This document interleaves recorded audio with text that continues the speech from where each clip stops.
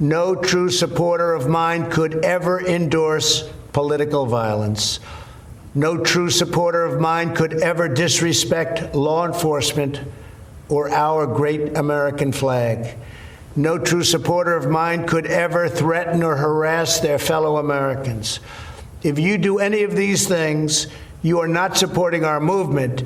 You are attacking it, and you are attacking our country. We cannot tolerate it.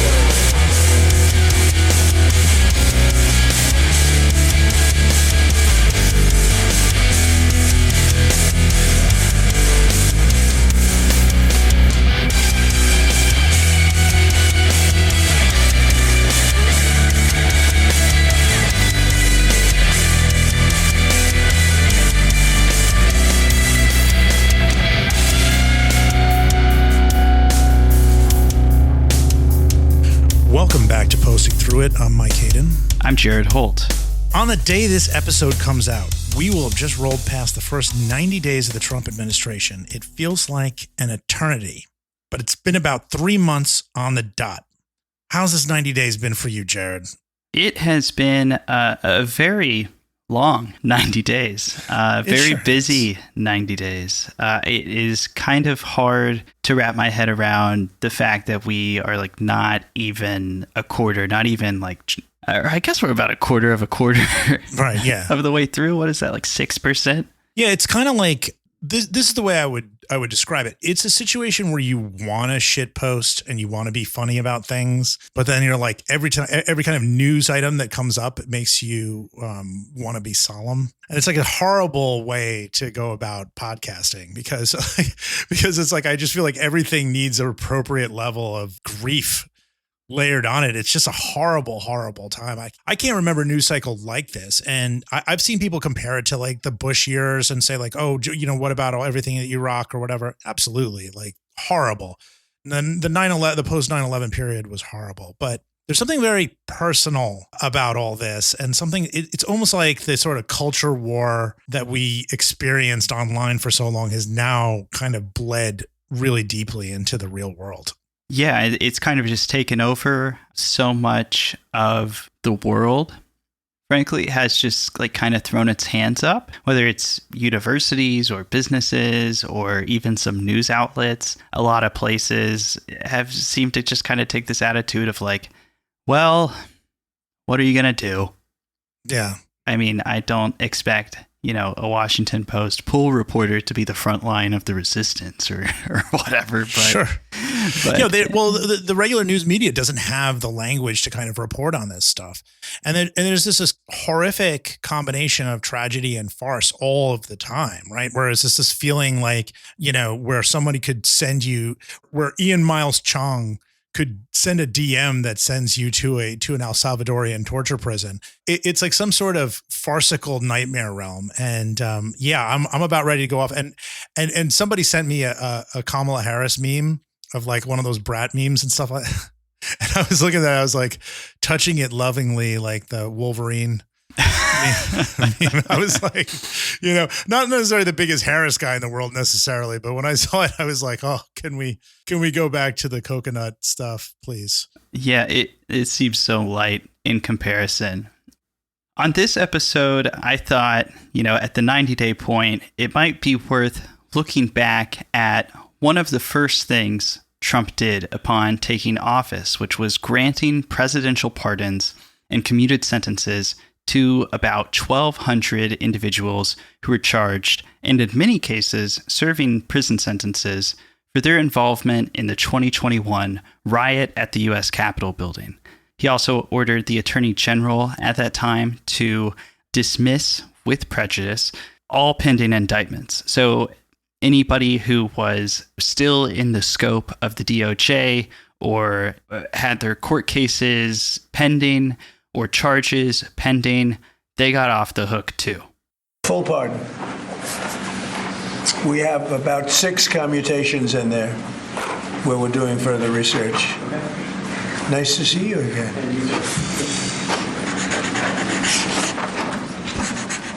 So as Dear Leader mentioned, some people received commuted sentences, which means they were also released from prison. He said 6 people in that clip. It was actually 14. And those individuals were key members of the anti-government extremist group, the Oath Keepers, and the neo-fascist Proud Boys, who were charged, and many were convicted of seditious conspiracy. They are out of jail while the White House reviews their cases. Extremist groups and movement supporters, from the Proud Boys to QAnon to white nationalists, everybody, the whole group, are back in the world, having faced some real trouble, but ultimately having walked away with minimal scratches on their body. And let's just wind back and remember exactly what happened that day, because there's been a lot of efforts to sort of rewrite the history of what the Capitol riot was. Trump supporters gathered for a rally at the Eclipse, which is just south of the White House, that Trump led. A lot of people spoke. And after that rally, a large group of them went to the U.S. Capitol with the goal of stopping the certification, the congressional certification of the electoral votes that would give officially, in record, Joe Biden's electoral win of 2020. Basically the last nail in the coffin procedurally to set Joe Biden up to assume the presidency, what would be 2 or 3 weeks later. They were successful in stopping that certification temporarily, and what followed was the largest federal law enforcement investigation in U.S. history. It also prompted, the constellation of DHS, FBI, etc., to reassess their priorities to address domestic extremism in a more direct way. The condemnations of what happened were firm, and I should note, at the time, bipartisan. I'm going to play a supercut that MSNBC aired around 2022. Credit there, but I think the contrast to where we are today is jarring. We do not encourage what happened today. My heartfelt gratitude goes out to the Capitol Hill Police, who valiantly defended our building and our lives. We will not bow to lawlessness or intimidation. Violence is not how you achieve change. Violence is not how you achieve something better. Chaos, anarchy.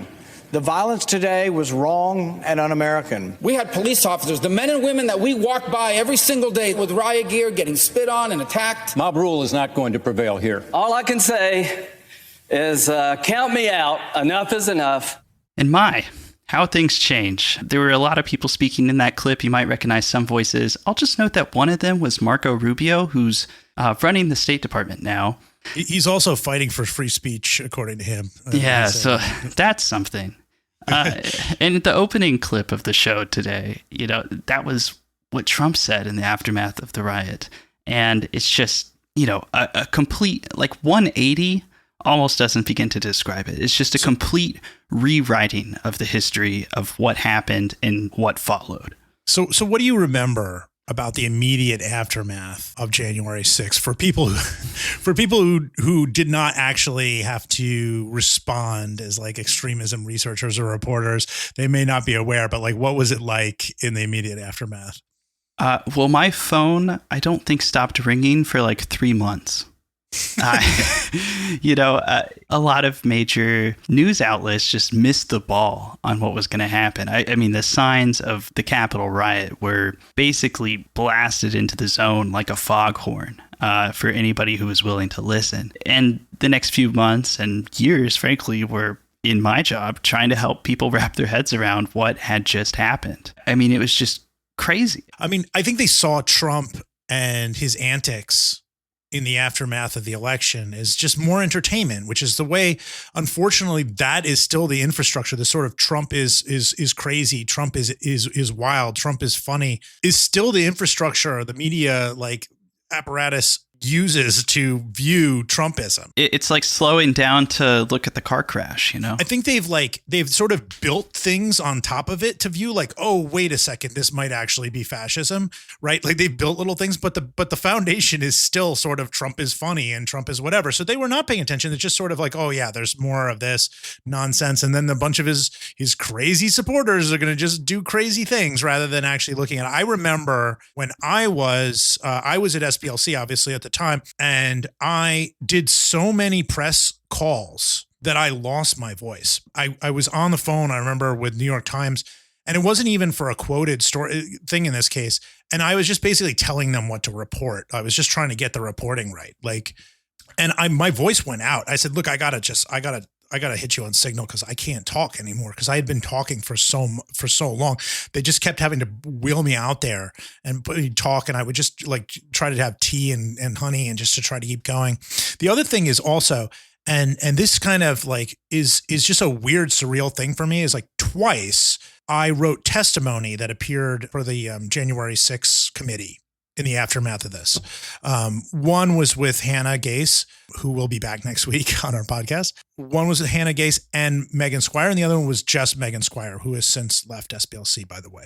And now we put so much effort into this and to try to like solve it, right? Like we're solving the problem of like this country's break towards fascism that fell short.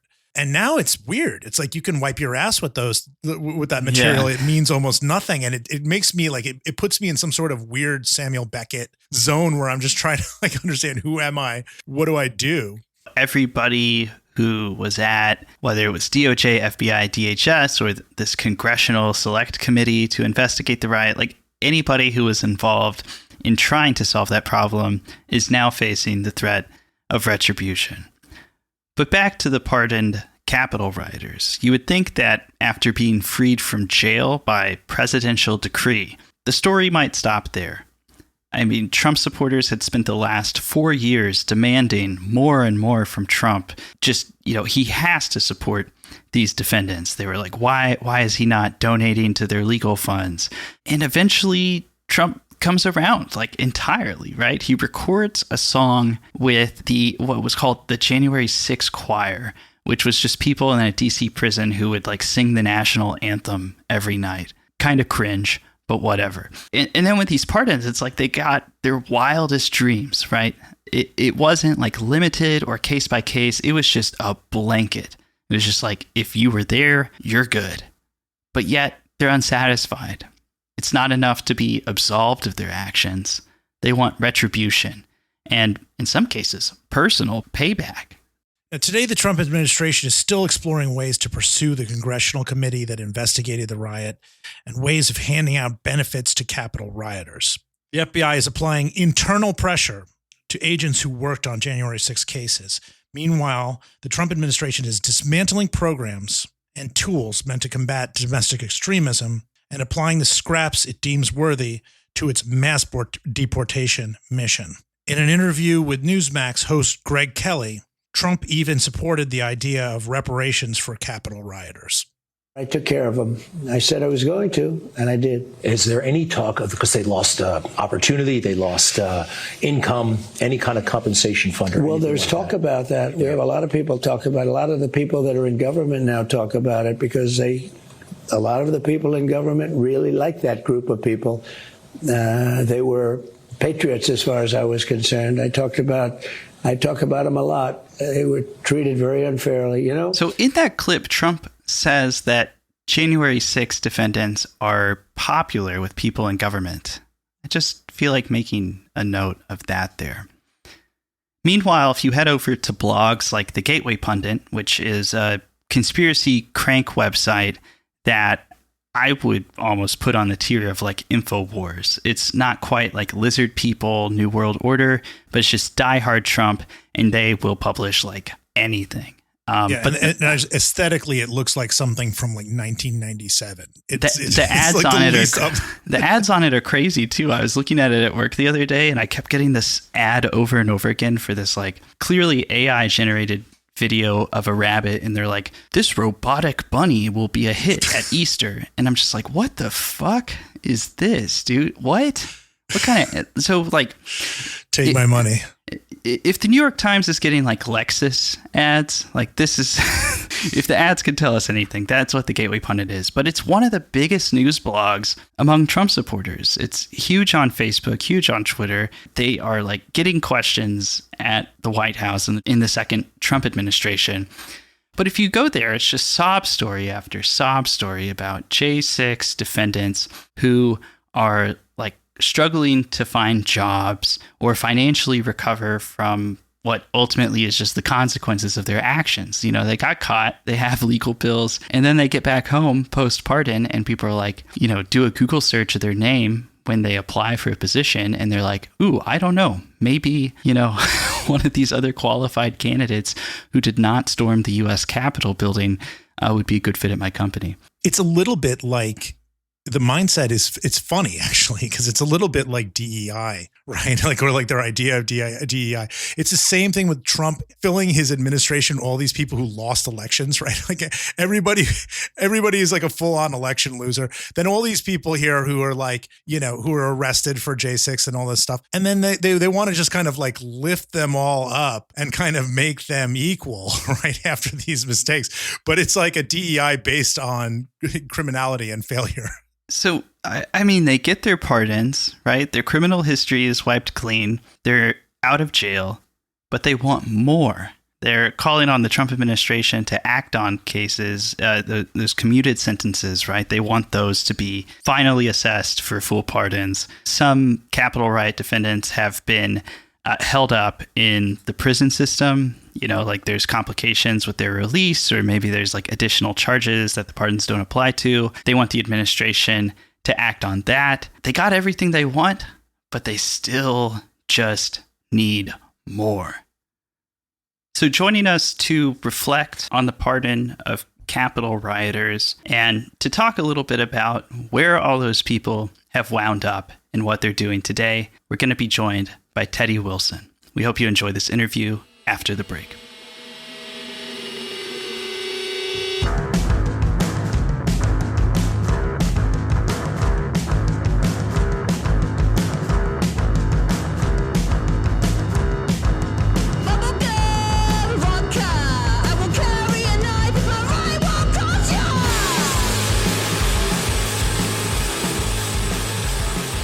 Joining the show this week is Teddy Wilson. He is a journalist and a researcher who covers the radical right. You can read his work via his newsletter, Radical Reports. I'm a big fan. I don't subscribe to many newsletters, but I do subscribe to Teddy's. And I'm happy to have him on the show this week. Teddy, how's it going? It's going well. Thank you so much for inviting me back on the Posting Through It 2.0.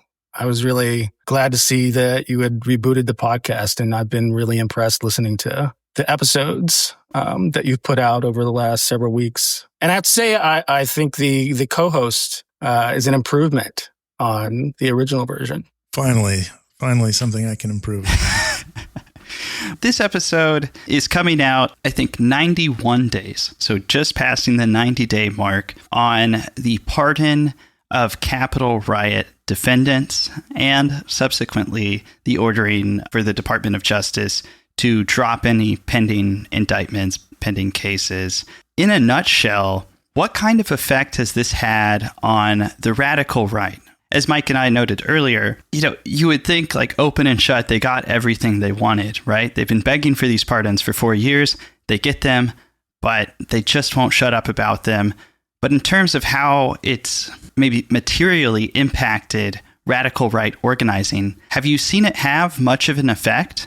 Is it too soon to tell? Well, I think it has had some effects, some immediate effects, but I think in some ways it is relatively too early to make any kind of conclusions about the effect that these pardons have had on the various parts of the radical right.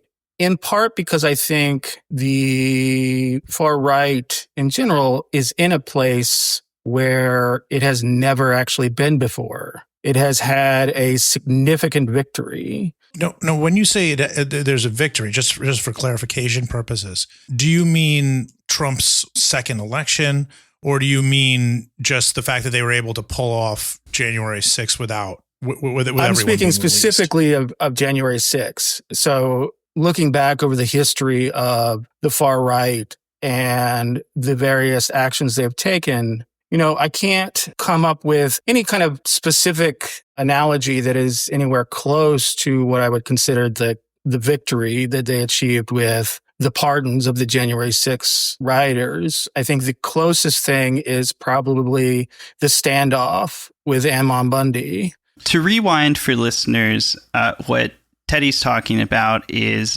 the standoff between Ammon Bundy, people who supported Ammon Bundy, and the Bundy family about 10 years ago, more or less, a bit more than 10 years ago.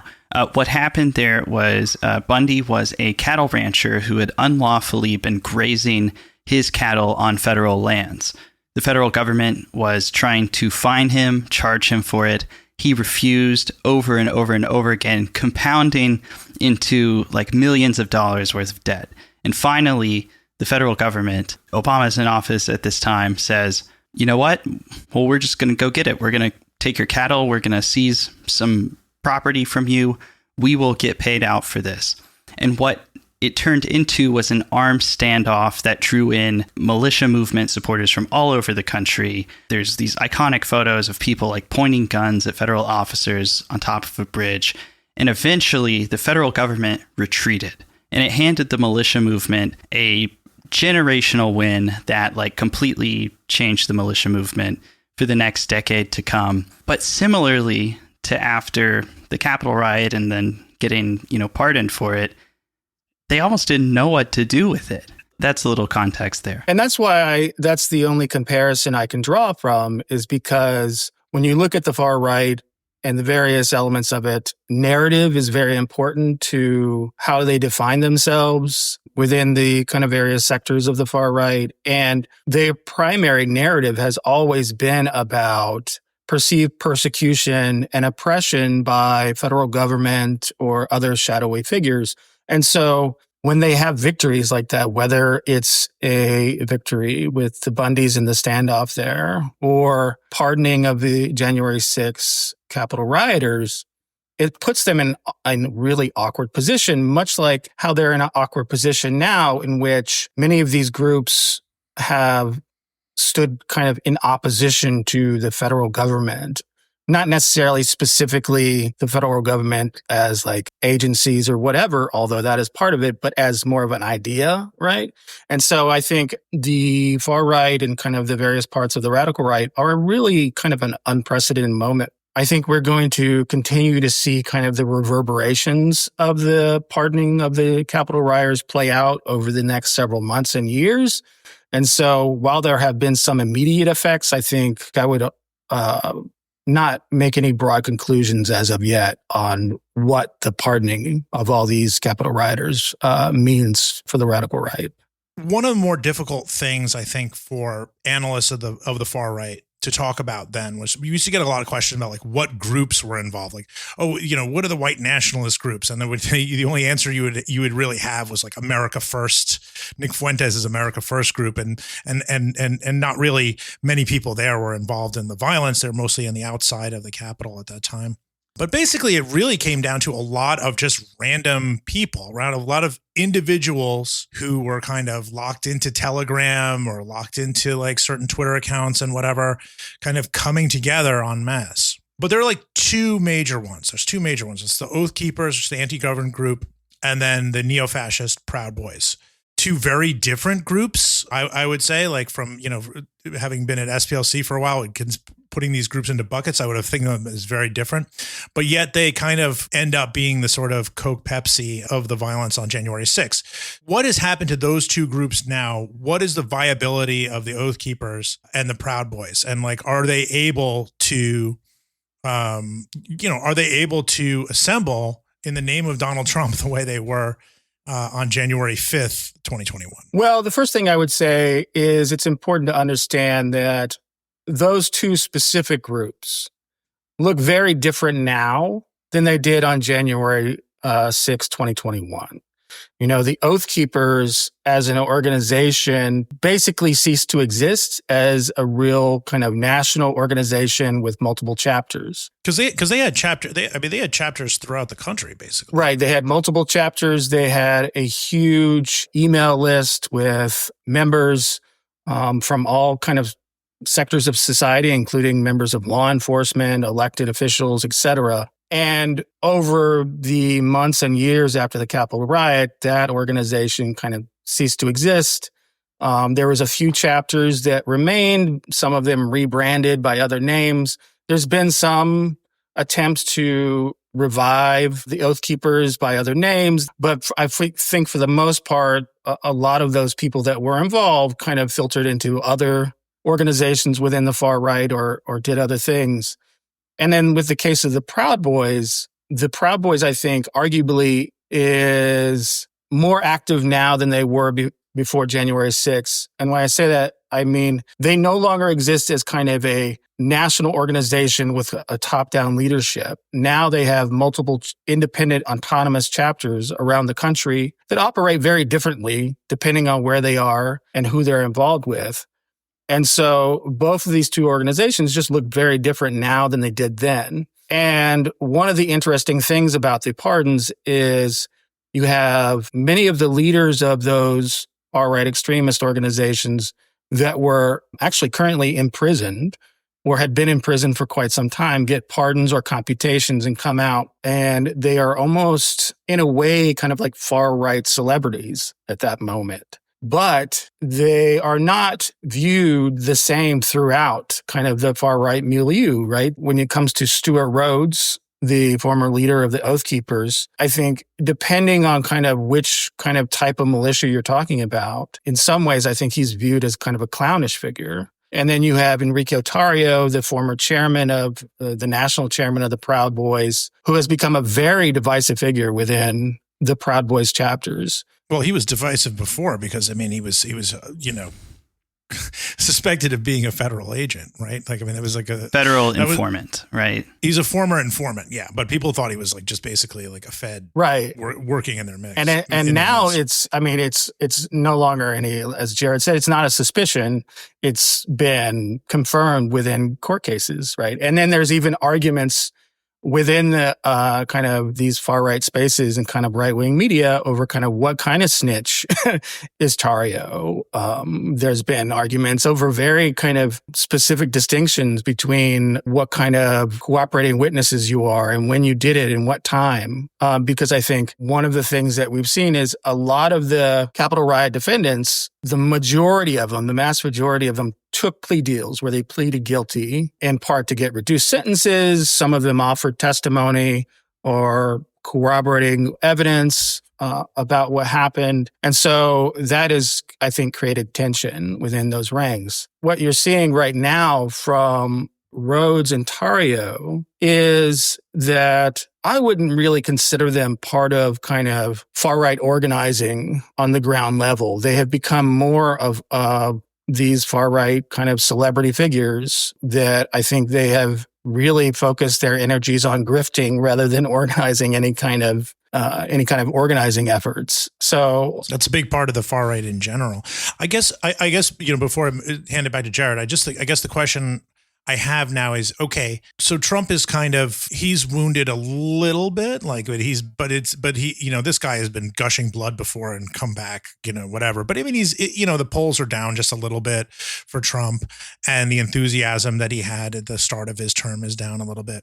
He seems to call upon his extremist supporters when the chips are really down, and I'm just wondering. It sounds like the Oath Keepers is a no, but I mean, are they? Is he capable of kind of summoning Proud Boys the way he was in 2020 when it first started at that debate? If everybody remembers the stand back and stand by comment, I mean, it almost seems like they're all kind of perched in the White House with him.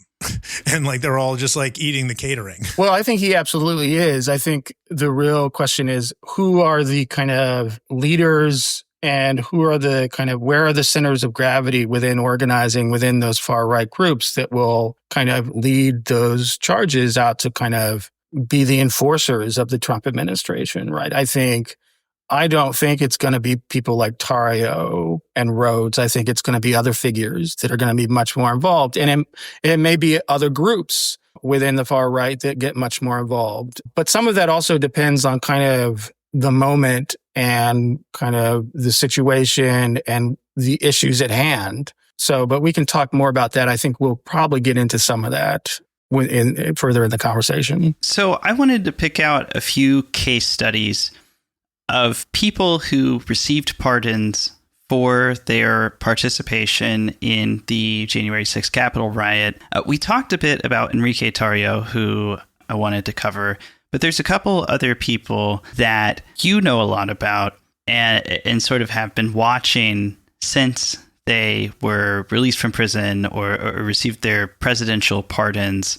One of them is Timothy Hale, which is not necessarily a household name the same way the Proud Boys and the Oath Keepers are these days. Who is Timothy Hale? What was he charged with? And what about his case is interesting to you since he was released? And so I'll preface this by saying, since the pardoning on January 20th, I've been tracking all the pardoned individuals and kind of individuals that have been either making public statements, either in social media or giving interviews or going on podcasts, right? People that have been speaking about the pardons or about other things. And out of about the 1,580 people that were charged or convicted, I've been tracking about 250 to 300 people that have made public statements in any given time. And so, Timothy Hale is one of the interesting cases. For those that are listening that might not be familiar with his name, I would venture a guess you're probably familiar with his picture. So he became known as essentially the Hitler mustache Capitol rioter. It looks incredibly bad, just as Hitler's mustache. It's not something that, if you could just remove somehow the horrors of World War II and the Nazi regime and just look at it as a bit of facial hair, it looks really stupid. That's just my personal review. Right. And he even, to give him credit, he went all in. He even had the hair. So it wasn't just the mustache. Yeah, that's right. And so at the time of the Capitol riot, he was a U.S. Army reservist. He was with the 174th Infantry Brigade when he stormed the Capitol. And then he was later convicted, even though one of his defenses was that he didn't know that Congress met at the Capitol. He essentially pleaded ignorance. And during the sentencing phase of his trial, he essentially, like many Capitol rioters, apologized. He said that he was a disgrace to his uniform and a disgrace to the country. He was sentenced to 4 years in prison and 36 months supervised release. Then later, some of those charges were kind of dismissed or there was some legal maneuvering. And then he was set to be resentenced for his conviction on March 13th of this year. And then Trump issued his pardons on January 20th. So all his charges were dismissed, which happened in many cases. So I think that's one of the things about these pardons. People that were convicted, incarcerated, they received actual pardons. Like a lot of them posted their pardons, this kind of certificate on social media.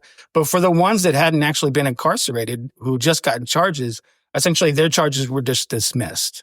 So he has become kind of one of these figures, one of the Capitol rioters that has kind of embraced a certain amount of celebrity since the Capitol riot. And he has really rebranded himself as this military veteran and patriot. He has spoken at multiple kind of conservative events since being pardoned. He has really promoted various conspiracy theories and these narratives about the Capitol riot and how it was started. What type of conspiracy theories are these? Well, he's talked often about how the riot was essentially started by undercover federal agents. He's said over and over again. Tucker was pushing that one. Yeah, that's a popular one. Right. He's called the Capitol riot a psyop, that it was done to make Trump supporters look bad, which is, I've always find this kind of the way they weave these narratives together fascinating, because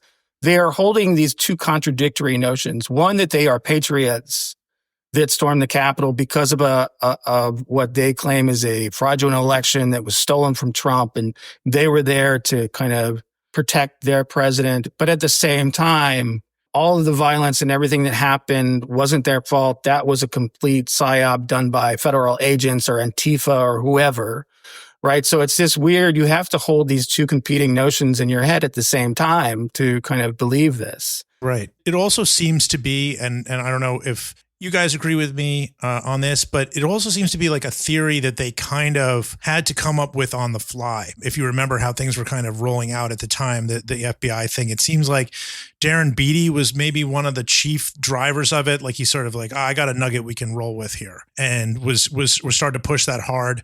And then Tucker would bring him on and kind of make it a thing. And then they sort of like, we got a little something on this federal agent thing. Then there was a lot of video footage that they would take out of context and be like, oh, wow, this is clearly the work of federal agents. So that's where it seemed like it came from. And I find it fascinating that now after the fact, this Mr. Hitler mustache is suddenly latched onto it.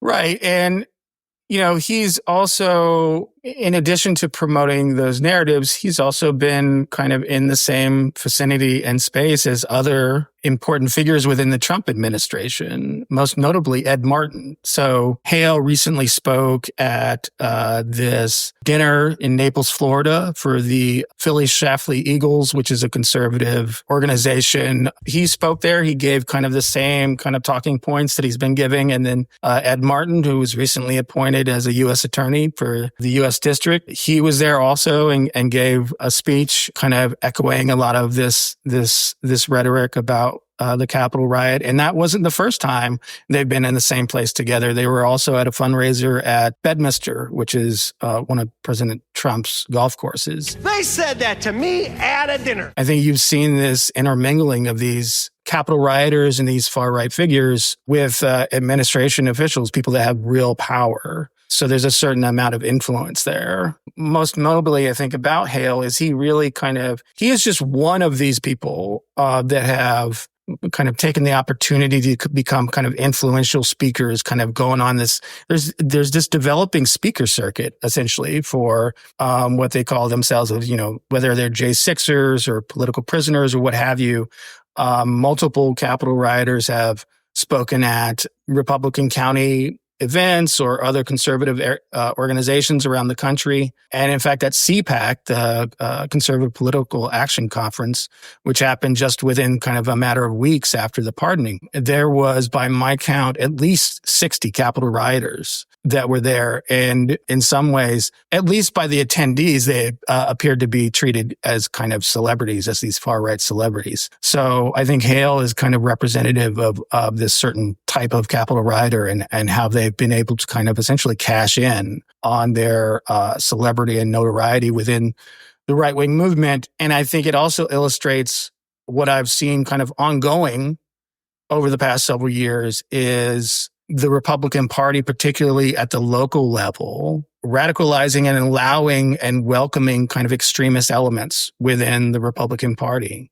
We talked about the Proud Boys earlier.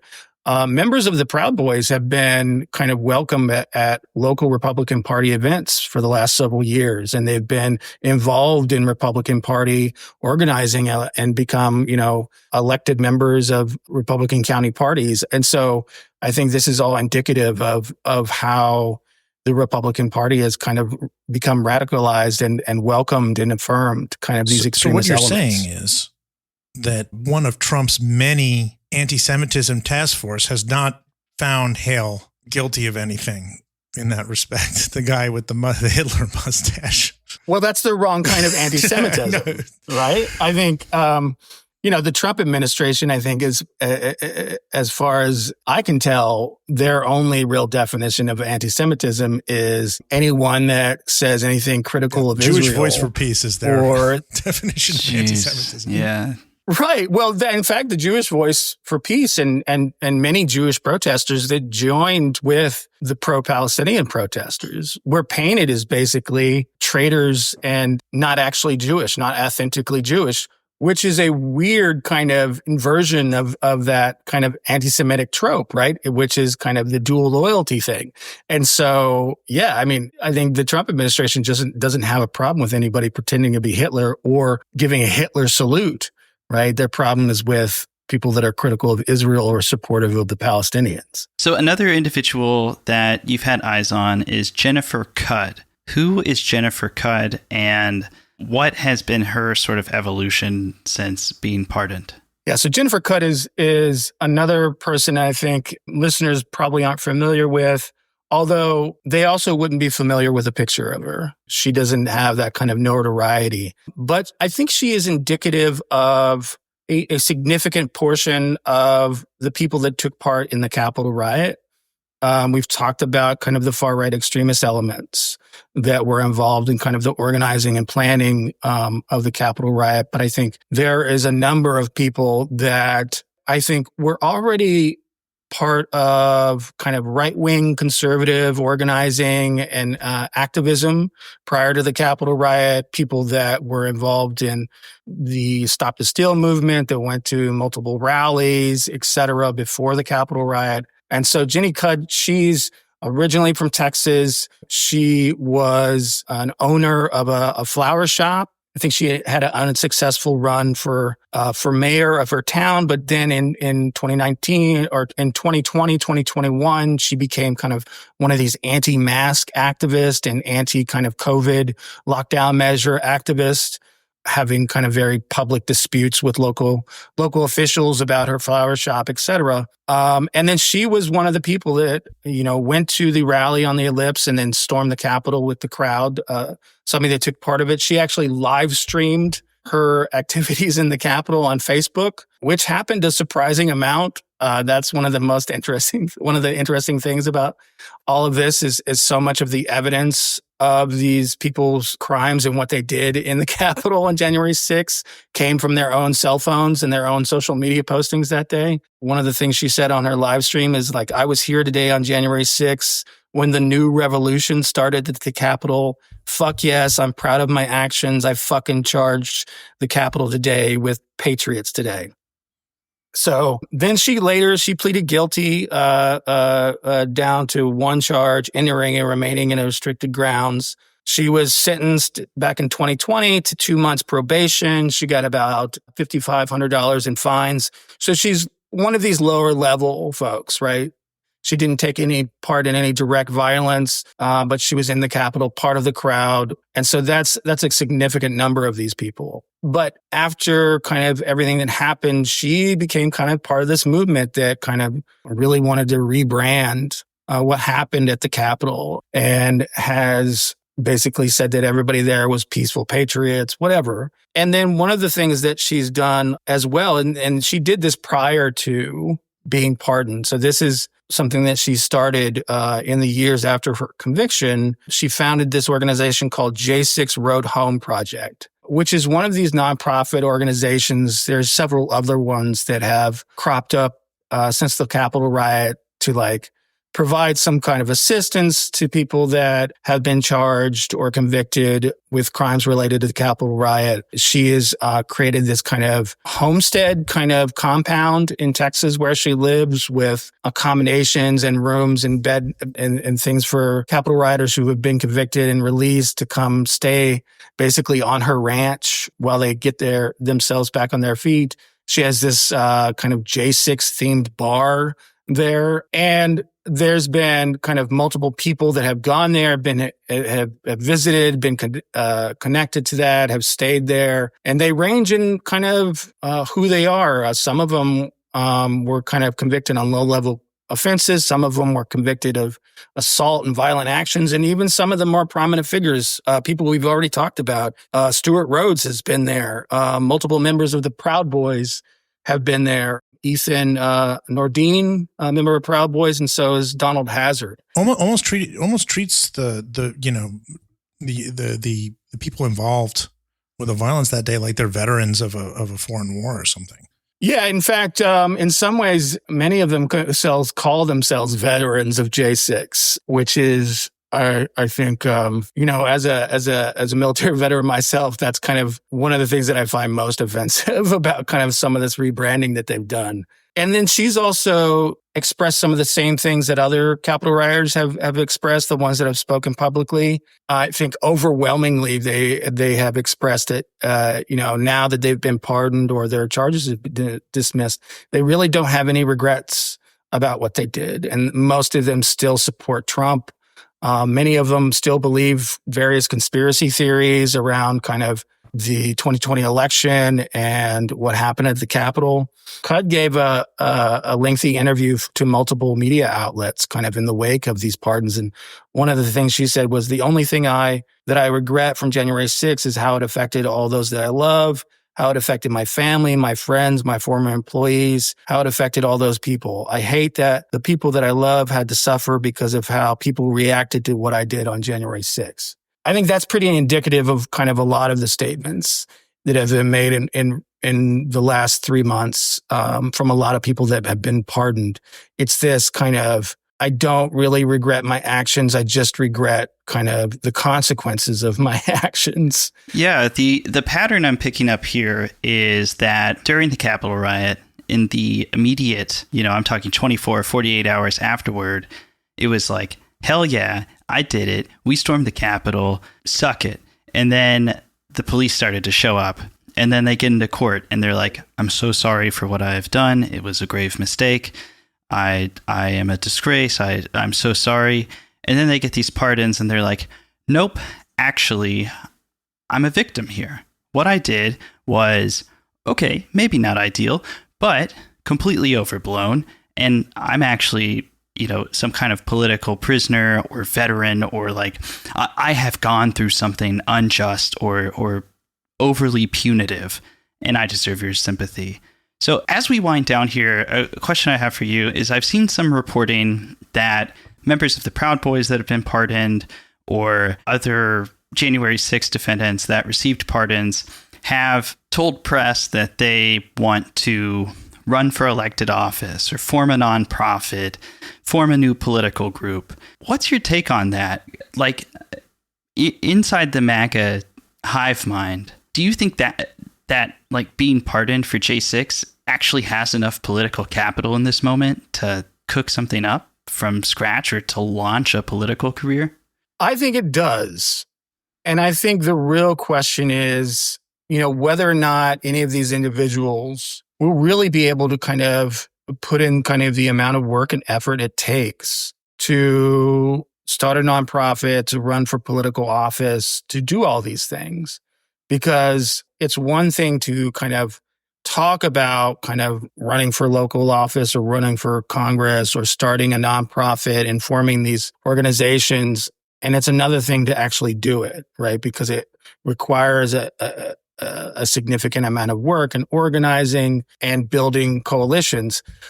And I'm going to be really curious to see if any of these people really kind of have the motivation to really do that. Because I think one of the things at this moment about the far right is that there is a significant amount of competition for who is prominent, who is influential, right? Over the past several years, I mean, people wax and wane with who is kind of the influential figures, right? At one moment, someone's influential and then they aren't. How many times has Laura Loomer, this right-wing propagandist, kind of been kind of almost a national figure for a moment and then kind of dissipates back into the background and then reemerges recently, right? Another example is a J6er named Timothy Baked Alaska GNA, who was like a big star going into Charlottesville, fell off the face of the map, became a sort of a big star briefly around J6 and has completely disappeared again. Right. And I think that's kind of one of the problems that they face is like, there's no shortage for kind of right-wing, far-right influencer types, right? And they are all competing for the spotlight and competing for funding and et cetera. And so I think whether or not any of these people can create any kind of momentum to kind of do any real kind of organizing is a real question, especially the people that I think have really kind of made their kind of persona and their image around kind of basically being kind of these grifting influencers, these far-right influencers. And it doesn't take a ton of talent necessarily to do this stuff. It really takes a willingness to put yourself out there with bigoted shit, usually, or make a lot of noise. Every once in a while, somebody has a skill for organizing. But yeah, that's a very good point. I mean, it's just like they're really disposable, and that's why Trump so easily disposes of people around him. Yeah, and that's not to say that it won't happen, and some of them won't put in kind of the time and effort to do this. And I think that's one of the reasons I think it was worth highlighting Jenny Cudd, is because she has put in a lot of time and effort. She has raised a significant amount of money using crowdfunding. She's built kind of a network among these folks. And she is also, I think one of the things about her is because, she didn't participate in any of the violence, right? She was never incarcerated.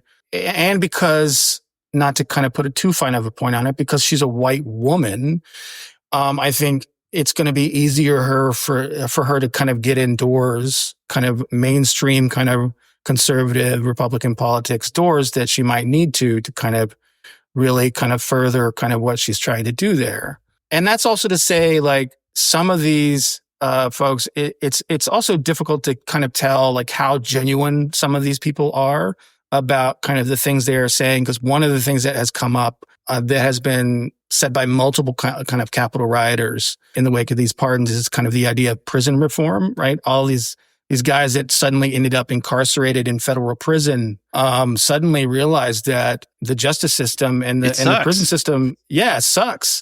And there's a lot of impediments to people, and there's a lot of there can be civil liberties abuses. And I think some of them have advocated for prison and criminal justice reform.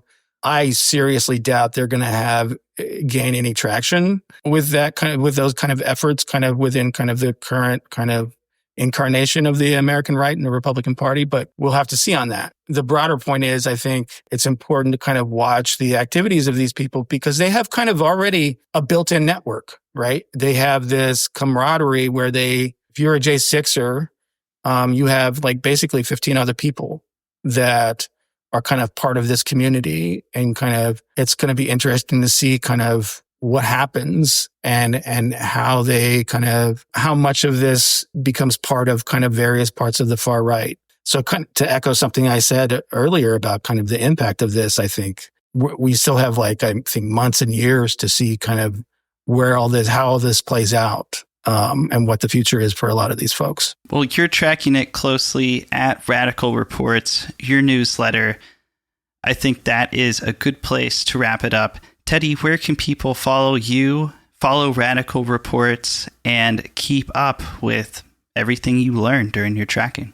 Right. So I have a newsletter. If you go to radicalreports.org, I publish there basically 4 or 5 times a week, if not more, kind of a daily newsletter of what's going on within kind of the various sectors of the far right. I also publish that newsletter now on Patreon. If people want to go to patreon.com/Radical Reports, you can support my newsletter there through either Substack or Patreon. And then specifically with regards to the Capitol Riot trackers, if you go to CapitolRiotMap.com, you can see the original kind of Capitol Riot map where I've mapped out all the insurrectionists, and that's also where Pardon Tracker is. And I put out kind of weekly kind of posts about what they're up to. And then coming up this Sunday, it should be published before this airs. I'm going to be putting out a pretty detailed report on about 250 of the Capitol rioters and what they've been doing and what they've been saying, kind of giving kind of real in-depth analysis on kind of their rhetoric and their activities and their networks. So that should be coming out before this airs.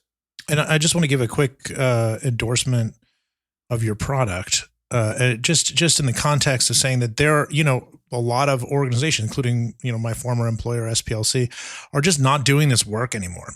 There is a lot of usefulness in just having somebody document these things. They seem like little things from time to time, but if nobody is making a record of it, it gets lost. And I just want to thank you for documenting stuff that the rest of us are going to be using in the future on in our journalism and stuff like that. I mean, you are doing the dirty work that is being neglected by so many organizations right now. Well, thank you so much for that endorsement. I mean, that's kind of really was the purpose behind it, especially, when I first initially created the Capitol Riot map. The only real purpose was to kind of just understand the scope and relationships between the people that took part in the Capitol Riot. And so I started that, about 6 months after the Capitol Riot. And I think at that point, about 500 people had been arrested. And so it's a project that has I never expected to keep working on that and kind of a different incarnation of it over the past 4 years.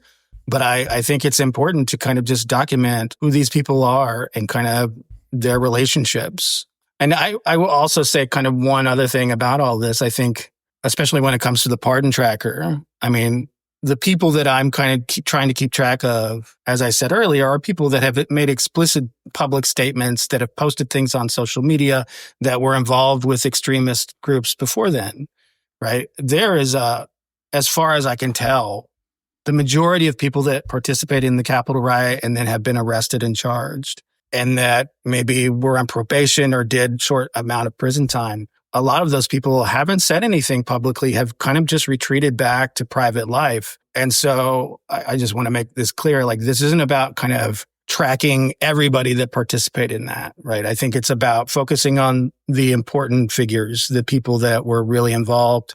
I think that's kind of important overall to all this research, right? There's a difference between kind of the rank and file and the leaders of these movements. And I think that's the most important thing, is you want to focus on the leaders, the people that are kind of driving these movements. And so that's kind of the point of the pardon tracker and all the work I've been doing now.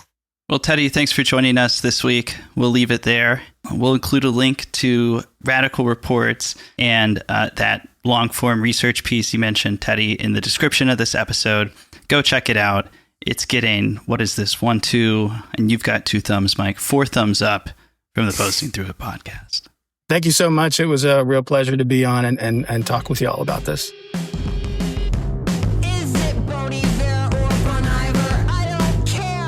I've got stalkers outside, not going out tonight. Gonna sit and take